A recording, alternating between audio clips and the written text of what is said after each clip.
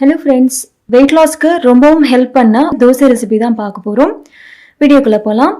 First கம்பு தோசை எப்படி செய்கிறதுன்னு பார்க்கலாம். அதுக்கு ஒரு கிளாஸ் அளவுக்கு நான் கம்பு எடுத்துருக்கிறேன்.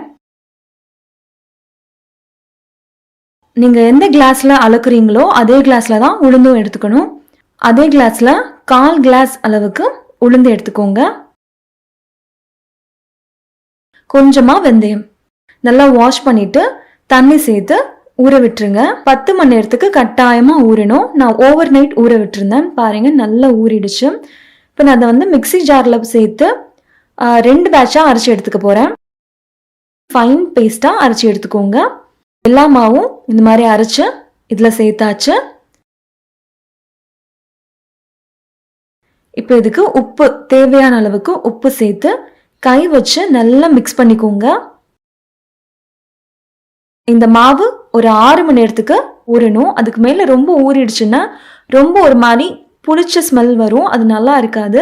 ஸோ 6 மணி நேரமே, மேக்ஸிமம் 6 மணி நேரமே ஊறுனா கரெக்டாக இருக்கும். பாருங்கள், 6 மணி நேரத்துக்கு நல்லா ஊறிடுச்சு.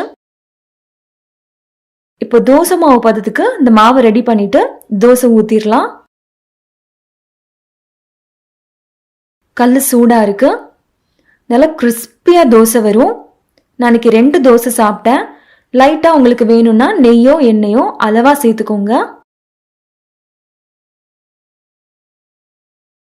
2 தோசை 3 விதமான சட்னியோட நல்லா சூப்பராக சாப்பிட்டேன்.